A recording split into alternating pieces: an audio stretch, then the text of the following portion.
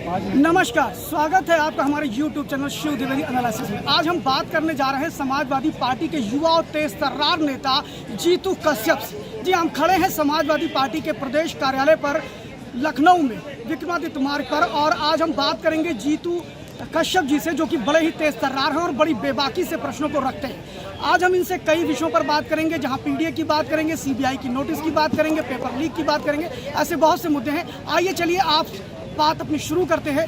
जीतू जी नमस्कार, स्वागत है हमारे चैनल में आपका। बहुत नमस्कार आपका। जीतू जी, जहां तक अभी पीडीए का आज एक बहुत बड़ी बैठक आपके यहाँ चल रही थी, जिसमें पिछड़ा दलित अल्पसंख्यक की आप बात कर रहे हैं, लेकिन ऐसा क्या है कि पीडीए की जैसे ही आपने बात करी और पीडीए के नाम पर यहाँ पर तहलका मच गया। यानी तहलके का मतलब मेरा सिर्फ ये है कि पीडीए की एक तरफ आप चर्चा करते हैं, एक तरफ शिव प्रसाद यादव को पिटवा देते हैं अमेठी में जाकर के, एक तरफ पीडीए की आप चर्चा करते हैं और राजू पाल की जो बेवा थी पूजा पाल, वो आपके खिलाफ जाकर के राज्यसभा में वोट दे देती है। पीडीए की आप बात करते हैं, आशुतोष मौर्य जो कि बदायूं से आपके विधायक है, वो आपके खिलाफ क्रॉस वोटिंग कर देते हैं।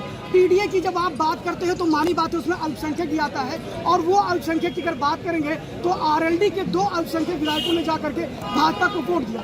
तो क्या ये पीडीओ में बिखराव नहीं लग रहा है? ये पीडीओ में बिखराव नहीं है। ये हमारे आदरणीय राष्ट्रीय अध्यक्ष अखिलेश यादव जी ने ये इसीलिए तीसरा जो है पदाधिकारी उतारा था राज्यसभा के लिए, कि जो है अपने जो लोग हैं, जो गद्दार लोग हैं, गद्दार विधायक हमारे हैं, उनका पता चल जाए। जो गद्दार लोग हैं आगे चल के हमको धोखा ना मिले, हमें 27-24 में धोखा ना मिले। पल्लवी पटेल कह रही हैं कि जो पीडीए का बड़ा नारा दमखम से दिया गया सिर्फ अखिलेश यादव जी द्वारा इंडिया गठबंधन के अंदर, और पीडीए की जब बात आई तो जब राज्यसभा की सीटें देने की बात आई तो उसमें 2 तो अगड़ी जातियों के थे, यानी कायस्थ समाज के थे, ठीक है, और एक आपके पीडीए में एससी आया। तो क्या यहाँ भी पीडीए के साथ आपने कुछ विश्वासघात कर दिया? नहीं, ऐसा कुछ नहीं है, वो विश्वासघात नहीं हुआ है। जो भी लोग भेजे गए हैं ये राष्ट्रीय कमेटी का फैसला था। और रही हमारी बड़ी बहन पल्लवी पटेल जी का, देखिए उनका अपना दल है, उनके अपने विचार हैं, लेकिन उन्होंने पीडीए को वोट किया है। पीडीए को ही दिया, ठीक है, उन्होंने पीडीए को वोट किया है। आपको जानना चाहिए कि उनकी नाराजगी जो थी वो तो आप प्रत्याशी क्यों नहीं दे पाए? आप 2 प्रत्याशी में अगर आप पीडीए की बात करें, पिछड़ा देते, अल्पसंख्यक देते, गरीब देते, तो आपने दलित तो दिया, लेकिन दोनों अपर कास्ट को दे दिया, और यहाँ कार्यकर्ता पिछड़ा चिल्ला रहा है, अल्पसंख्यक चिल्ला रहा है। ऐसा कुछ नहीं है, ऐसा कुछ नहीं है। बल्कि आपके मुस्लिम पूरे नेता है, विधायक हैं बदायूं के, उन्होंने भी इसी बात पे रिजाइन दे दिया। नहीं, ऐसा कुछ नहीं है। सुनिए, ये राष्ट्रीय कमेटी का फैसला है, ठीक है, इसमें मैं कोई कुछ नहीं बोलना चाहूंगा। देखिए, पीडीए नहीं जरूरत थी, और जिसको देना था उसको दिया, ठीक है। 2 कैंडिडेट उतारे, जिसमें सुमन जी थे, ठीक है, उनको, और जो दूसरे थे जया बच्चन जी, जया बच्चन कास्ट है, ठीक है, आलोक रंजन कास्ट है। आलोक रंजन जी का जो उतारा गया था प्रत्याशी, वो भी राष्ट्रीय कमेटी का फैसला था, और इसमें मैं हस्तक्षेप नहीं कर सकता, ठीक है,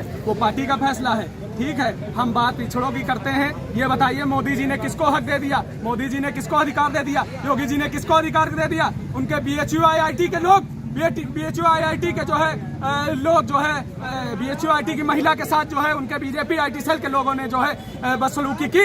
ये उनको जो है उनका घर जो है मिट्टी में मिलाने का काम क्यों नहीं करते हैं? जब किसी जो है विरोधी दल, विपक्ष के लोग ये दलित पिछड़े का घर गिराना होता है, या दलित पिछड़े को मिट्टी में मिलाना होता है, तो ये बाबा का बुलडोजर जो है तेज हो जाता है, रफ्तार तेज हो जाती है। आज क्यों नहीं गिरा रहे हैं बीजेपी के IT सेल के लोगों का घर?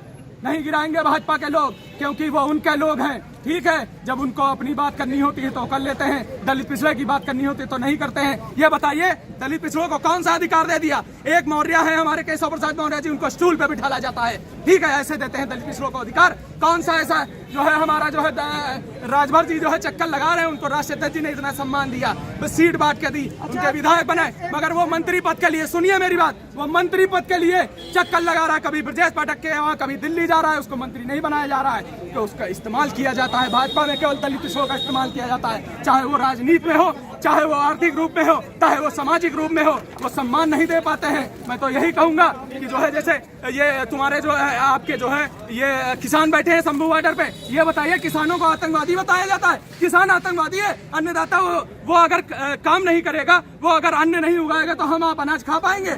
आज सुबह खा के जो अनाज आए हैं ना, वो भी किसान का उगाया हुआ है, वो भी किसी जो है मजदूर का उगाया हुआ है। ठीक है, उनको ये जो है खालिस्तानी बताते हैं, उनको आतंकवादी। मेरी बात सुन लीजिए पहले आप, उनको आतंकवादी बताते हैं। अभी पिछले दिनों में एक किसान को जो है गोली मारे थे, वो मर गया, और एक किसान को जो है आग पे गोली लगी। सुनिए मेरी बात सुनिए, पहले मेरी बात सुनिए। स्वामी प्रसाद मौर्य की बात मत करिए, सुनिए मेरी बात सुनिए।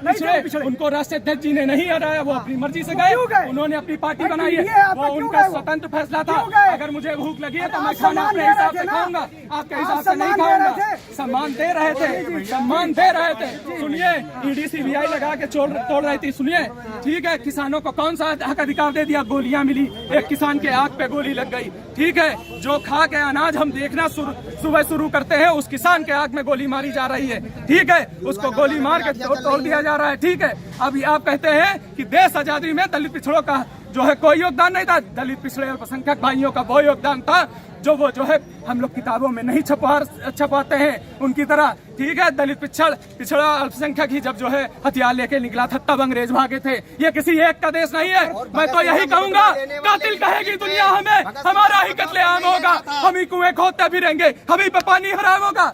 ऐसे नहीं चलेगा, देश संविधान से चलेगा, बाबा जी के संविधान से चलेगा। ठाकुर जी को बड़ा सम्मान दिया गया, भारत रत्न दिया गया ना, वो पिछड़े थे ना, कर्पूरी ठाकुर जी। कर्पूरी ठाकुर जी हमारे पूजनीय हैं, उन्होंने पिछड़ों को हक अधिकार दिलाया। अच्छा, अब मेरा कहना है कर्पूरी ठाकुर जी को जब ये मिला तो उसके बाद फिर आप लोगों ने मतलब कुल मिला के बधाई दी आपने भाजपा वालों। अब मेरी बात सुनिए, हम कर्पूरी ठाकुर एक समय था, सुनिए, अम्बेडकर जी को वो लोग जो है अपने बैनर में नहीं लगाते थे। एक समय था कि जो है जो भी दलित पिछड़ों के नेता थे, बड़े थे, उनका वो होर्डिंग में पोस्टर नहीं लगाते थे। ये मोदी मानसिकता जो है, ये पोस्टर में होर्डिंग तो लगाती है मगर सम्मान देने का काम नहीं करती है। चाहे वो कर्पूरी ठाकुर जी को हो, चाहे वो जो है चौधरी चरणजीत सिंह जी को हो। ठीक है, ये केवल छलने का काम कर रही है दलित पिछड़े अल्पसंख्यक भाइयों को और किसान भाइयों को। कहीं किसी का पेपर आउट हो रहा है। छात्रों के लिए मैंने बोला है, पेपर लीक हो जाता है। यूपीबी का पेपर जो है 2 दिन पहले जो है 2 दिन पहले लोगों में पीडीएफ वायरल हो गया था। ठीक है, वो बिचौलिया इंस्टीट्यूट जाके कह रहा था कि 10 लाख 5 लाख दो, हम तुमको पेपर दे देते हैं। इंस्टीट्यूट वालों ने कहा कि हमें नहीं चाहिए पेपर। ठीक है, ये देखिए मेरा भाई लाया है पेपर लीक। ठीक है, आप सोचिए कि जो है मैं स्टूडेंट, ये देखिए एक स्टूडेंट आया है, पेपर दिखा रहा है लीक वाला। ठीक है, ये पेपर लीक सरकार है। ठीक है, ये पेपर लीक सरकार है। 24 घंटे पहले पेपर लीक हो गया था। पेपर क्यों कराया? छात्रों ने इनको भेजा पीडीएफ, मुख्यमंत्री जी को टैग किया कि जो है ये पेपर लीक हो गया है, इसको निरस्त करिए। 3 दिन तक बेचारे भूखे स्टूडेंट इको गार्डन और सेवा आयोग इलाहाबाद में बैठे रहे और अन्य शहरों में आंदोलन किया, नहीं मानी। जब इनको लगा कि छात्र आक्रोशित हो गया है, इनको लगा मेरा वो 65 लाख जो छात्र वो जो है फॉर्म भरा है वो वोट नहीं देगा, तब इनको डर सताया, तब इन्होंने पेपर निरस्त किया है। अगर इनको डर नहीं होता ये पहले पेपर क्यों नहीं निरस्त किए?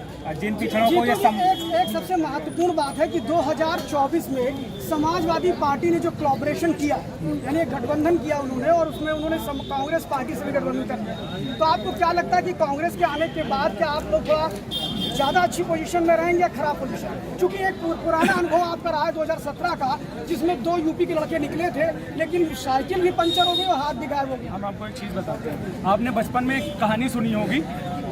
4 भाई थे, चारों को पिताजी ने कहा एक एक लकड़ी तोड़ो। ठीक है, उन्होंने एक एक लकड़ी तो तोड़ दी, फिर जो है कहा कि चारों लकड़ी एक में करो। ठीक है, अब तोड़ो।